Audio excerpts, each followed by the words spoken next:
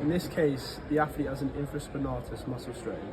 The athlete is a tennis player aged 35 and played at university level. The findings are that there is a pulling sensation in their shoulder during play, pain with overhead reaching and dressing, and morning stiffness and evening fatigue. The other findings are that there is a rounded shoulder posture more on the right side of their body and a reduced shoulder abduction and flexion at 4 to 5 out of 10 on the VAF scale. There's also pain on palpation over the scapular region and strength deficits in shoulder rotation. The diagnosis of this injury is a grade 2 strain on the right infraspinatus. So the exercise I'll be using to rehab the injury is a banded external rotation. So this exercise will help improve the strength and mobility of the infraspinatus. Do you give consent to carry out this exercise? Yes, I do. Okay, so the setup of this exercise is really important to make sure you're hitting the right areas. So first, you wrap the band around, make sure it's nice and tight.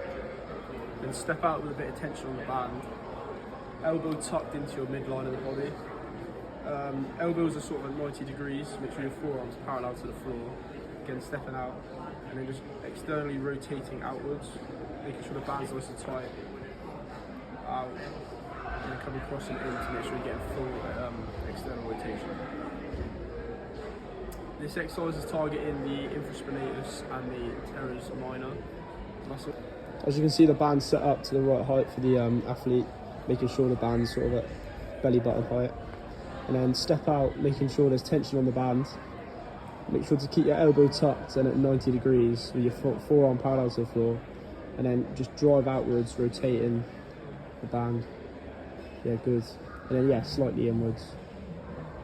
Good. Again, making sure your elbow's tucked into your midline. Good. Nice. One more. Right, so two progressions of this exercise would be, first of all, using a thicker and a heavier band to apply more resistance. So again, same setup around the pole, making sure it's at your sort of belly button height. Again, elbows pressed into the midline, 90 degrees, forearms parallel, and just driving out. Like so.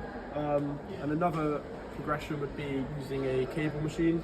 So again, setting up the cable and the pulley to the right height, and then just increasing the weight when it's pain-free and the movement's easy. Okay, so some regressions of the exercise would first be using a lighter resistance band, just to let less tension on the muscle in case it's like sore. And the second one would be just simply standing next to something like a pole, like something firm. Again, elbow tucked, parallel, 90 degrees at the elbow. Standing here and just using the back of your hand and just pressing against the object out for a few seconds, and then letting off and pushing out again.